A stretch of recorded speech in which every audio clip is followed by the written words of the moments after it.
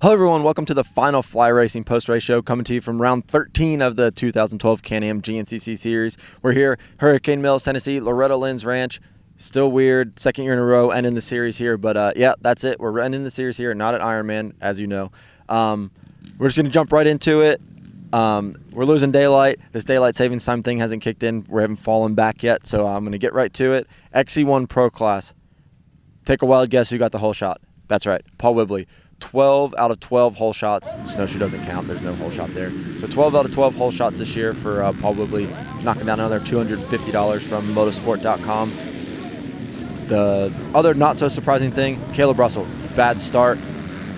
What made it worse was Daniel Milner, Australian guy, riding his first ever GNCC race, came together with Caleb in the first turn. Those two guys both went down, and Caleb was dead last, well, next to last, going off the second, third turn there with the leaders completely out of sight.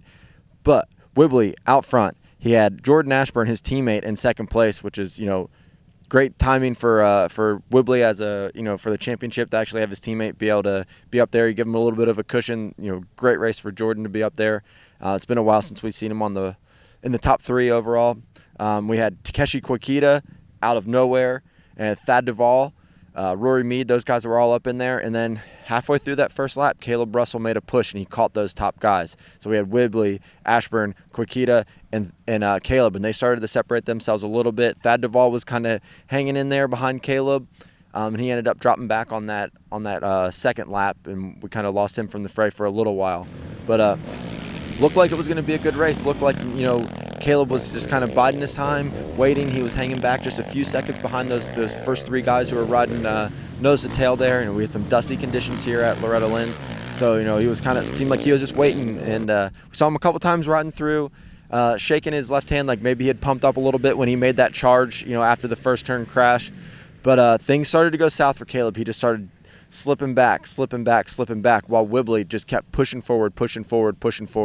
At one point, Kwakita did take the lead, but that was brief. It was one of those things where the pit stops didn't line up, where he didn't pit, though the Yamaha guys did. He was able to get into the lead, but for the most part, Paul Whibley dominated the race, led every single lap. We saw him have a really, really good ride here last year at Loretta Lynn's.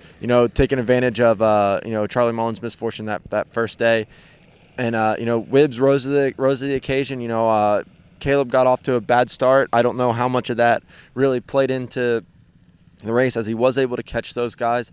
But, he probably exerted a lot of energy making that happen, and it's tough when your head's not in the right place. But, Wibbs did what we knew he would do. He got the good start, and he, made it easy on himself. Unfortunately for Caleb, it was turned around to be, he made it harder for himself to do well today. And, championship goes to Whibley. That's what it really boils down to.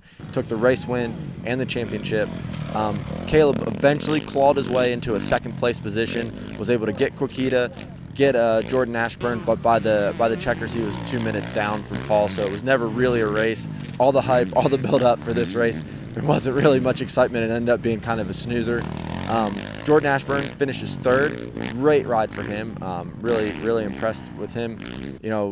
He kind of was given a podium earlier this year when Thad Duvall was docked a spot there, but he definitely earned this one. He was riding really, really solid all day long. Kwakita ended up fifth. He kind of faded, maybe blew his load a little bit too early there. It was impressive the way he was riding the first couple hours of the race, but he wasn't able to hold that pace. Thad Duvall, a solid fourth place finish there.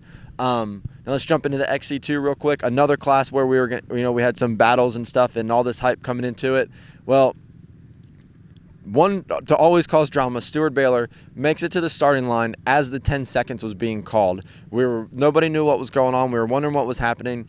He gets a mid-pack start and spends pretty much the entire race 2 minutes behind the leaders. And we find out after the race is over what happened. Stuart broke his collarbone on Thursday, so he was racing with a broken collarbone. He showed it to me. Real deal, folks. These are no gimmick, no hype, none of that. So Baylor rode with a broken collarbone, and it just started to rain on us, so I'm going to really wrap this up. Andrew DeLong rode a solid race. He got out front early in front of Jason Thomas. Andrew really didn't have much to lose today, so the only thing he could do was try and win the race and hope for some crazy drama to happen with Baylor and with Thomas. But Thomas was in second place, rode super solid race. He wasn't very close to Andrew for the win, but he didn't need to be. I'm sure that was the case. He rode a smart race, a safe race. The championship was in the bag for him pretty much. Baylor was 3 minutes behind him after the second lap. So he cruised in for a second place on the day.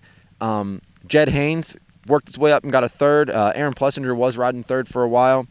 But championship, Jason Thomas, after all these years, he's ridden XC2 in one way, shape, or form every year since it started. He finally gets a championship with a second place finish today. Andrew DeLong gets another win. It's really raining, and that's a heck of a way to end the season. We had a dusty race, and we're getting rained on during the post-race show. But we're going to wrap it up here. Whibley, XC1 champ. Jason Thomas, XC2 champ. Pretty crazy season. It's been a lot of fun giving you guys the race recaps at the end of every race. Hopefully we'll be back next year.